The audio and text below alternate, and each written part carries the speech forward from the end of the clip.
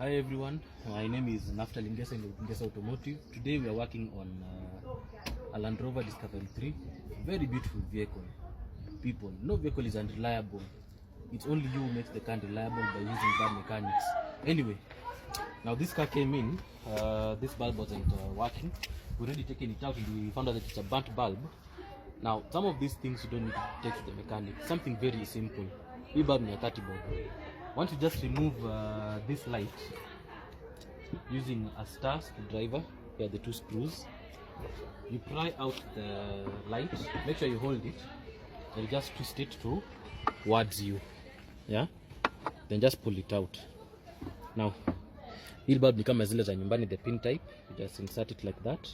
It's already secured, as I said. And the beauty with the Land Rover is that this the inserts are shaped, so you can't put it in the wrong way. You just put it back in like that and it clicks. Simple and clear. So what you're going to do, you're going to go to Nairobi West. You're going to buy a bulb like this for only 30 shillings and replace and save thousands going to a Land Rover specialist in quotes. This is another new day. Keep it tuned. So live from Nairobi West, tumetoka Akila and now we are here. As I said, DIY, do some things yourself. So this is the old one. As you can see, one filament is broken. We just got this one at Nairobi West for 50 shillings. Now for those who are not Kenyans, that's less than 50 cents. You know?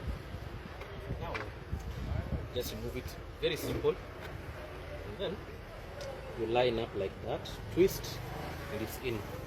As I said before, make sure the teeth line up with the inserts. You twist and voila, we are done.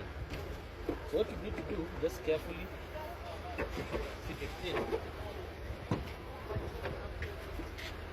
And then we'll tighten the screws and go home with fully functioning lights. Very happily. Okay. And then the bottom. Just a minute.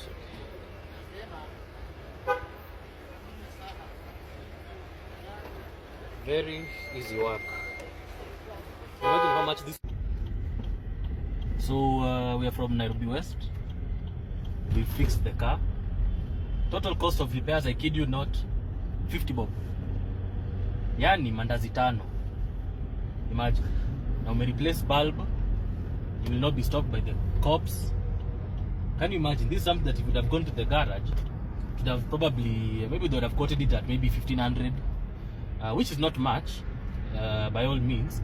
And then probably labor would be another 1000, that would be 2500, which, as I said, is not much by any means. But still, the fact that you are able to fix the car by yourself